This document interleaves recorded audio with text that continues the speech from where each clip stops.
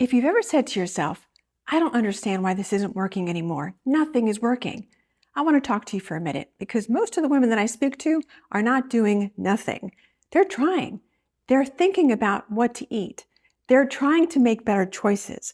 They're cutting back in places. They're walking more. And yet the scale is not moving, or it moves a little bit and then comes right back. And what that does over time, it makes you start questioning yourself. You start thinking, maybe I don't have the willpower I used to have. Maybe I'm just not as disciplined. Maybe this is just what happens now. Maybe this is just how it's going to be. And I want to stop you right there because in most cases, this is not the truth. What I see over and over again is not a lack of effort. It's that women are following rules that don't match what their bodies need right now. So I want to walk you through the 5 biggest mistakes that I see. And as I go through them, I want you to just notice which ones feel familiar. Not to judge yourself, but to understand what might be getting in your way. Mistake number 1 is eating too little. This one surprises a lot of people because it feels like the answer should be to eat less. But what I see all the time is women who are under eating during the day, especially earlier in the day. They have coffee, maybe something small, they stay busy, they push through the day, they push through the hunger, but by the time that the afternoon or evening comes, their body is trying to catch up. And that's going to show up as cravings, low energy, feeling like you just can't stop thinking about food. And then they blame themselves. But your body is not failing you, it's trying to respond. When you consistently underfuel, especially with protein, your body starts to conserve energy. It becomes harder to maintain muscle. Your metabolism doesn't feel as responsive, and your hunger signals get louder. So instead of asking, how can I eat less? A better question is, am I giving my body what it needs to feel steady? Mistake number 2 is relying only on cardio. Now, walking is wonderful and I recommend it all the time. But if walking is the only form of movement, your body is missing something very important. It's missing the signal to hold on to muscle. And muscle is not just about appearance. It supports your metabolism. It helps with strength. It helps with balance and stability. It helps your body deal with blood sugar better.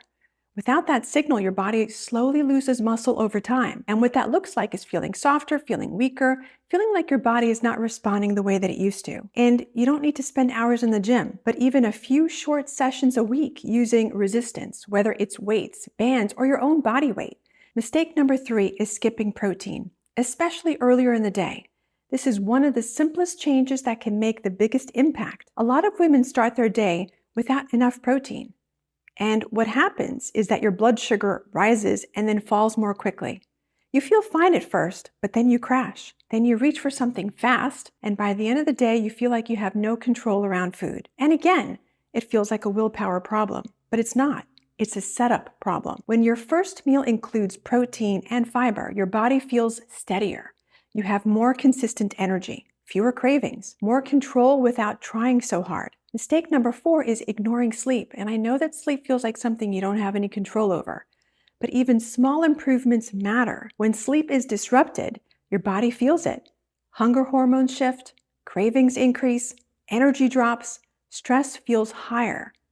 So even if your sleep is not perfect, looking at what you can improve, even slightly, can make a real difference. That might be going to bed a little earlier, reducing late night caffeine, creating a more calming routine at nighttime. Small steps do add up. Mistake number 5 is being all or nothing.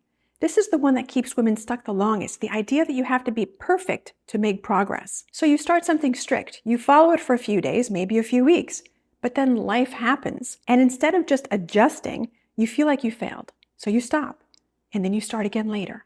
This cycle is so exhausting, and it has nothing to do with your ability. It has everything to do with the approach. Your body doesn't need perfection, it needs consistency. A few supportive habits done regularly will take you much further than anything that's extreme. So if you see yourself in any of these, I want you to take a breath and let go of the idea that you've been doing something wrong. You've been doing what you were taught. Now you just have a chance to do something that works better for you. As a reminder, this is educational and general guidance only. I'm not giving personal medical advice because I'm not your doctor. So always check with your own doctor before making changes that are right for you. And in the next video, I'm going to talk about something that I hear constantly, which is feeling tired all the time after 40, even when you're trying to rest. And I think that that one is going to connect a lot of dots for you. I hope you hit subscribe, and I'll see you in the next one.